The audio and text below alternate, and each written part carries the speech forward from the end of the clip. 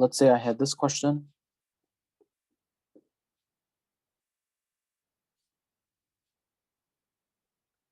The product made that.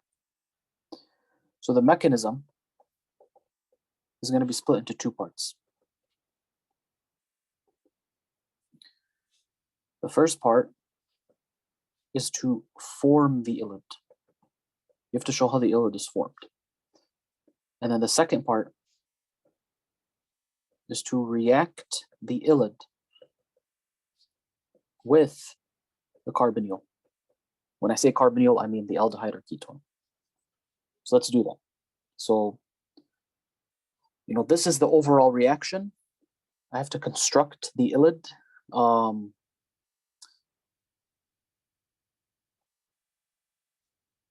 The first thing you need is an alkyl halide.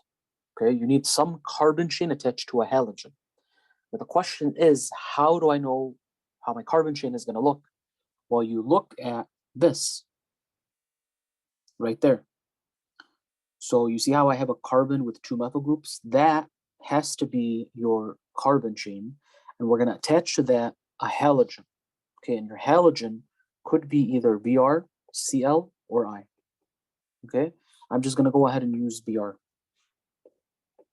Okay, so we have this alkyl halide.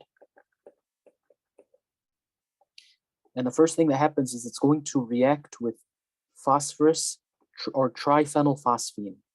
So PPH3.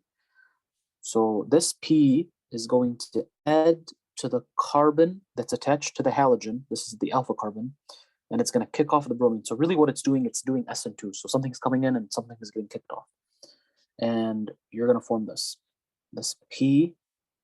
PH3, and this phosphorus is going to have a positive charge. Okay, the next step is to react, or no, let me just continue off here, is to react this molecule with a strong base. So react with strong base. And you can either use butyllithium, BULI, or sodium hydroxide as the strong base. Either one would be acceptable. I just want you to note BULI looks like this. It's 1, 2, 3, 4 attached to Li. So it's really an organolithium, 1, 2, 3, 4, because the prefix Bu means 4 carbons. So it's BULI, so 4 carbons attached to lithium. And we saw this in chapter 15 when we covered organometallics. So either or is a strong base. And what the strong base does is it checks the carbon that's attached to the illid, checks for any hydrogens. This carbon has 1 hydrogen. So this butyllithium is going to pull off that hydrogen. It's going to break that bond, and electrons are going to go onto that carbon, and you'll get this thing. This is negative, and this is positive. This is the illid. Okay? Now, the thing I want you to know is that the illid has a resonance form. Okay? It has a resonance form, and its resonance form looks like this. Basically, what's happening is the lone pairs are coming and forming a double bond between the phosphorus. So either or is the illid. This is the illid and this is the illid. And she can use either one of these on the exam. Like, let's say she tells you to predict the product. She can show this illid, like the one with the charge. She can show this illid, the one without the charge, with a double bond. So I want you to know that these are both illids. Okay. Okay, so now that we've formed the illid, now the second part of this mechanism is to react the illid with the carbonyl. So now I'm going to look at my carbonyl. So I have this. So this right here is going to react with this PPH3. And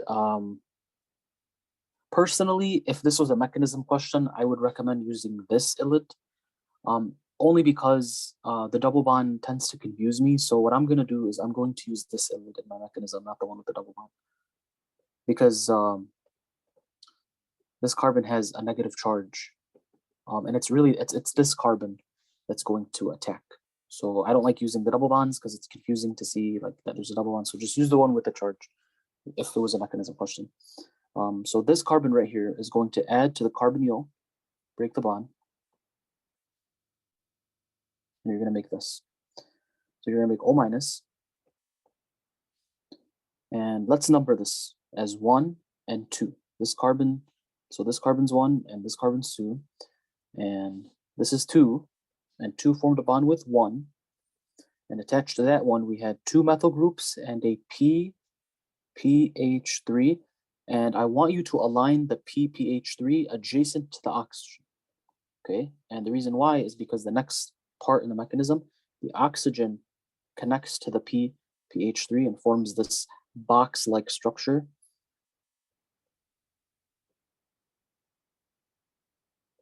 PPH3. So it forms like a box.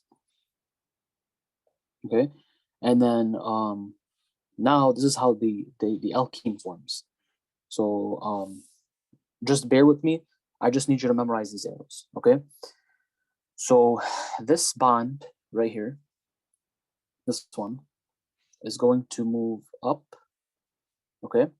And this bond between the carbon and the phosphorus is going to come down. Okay.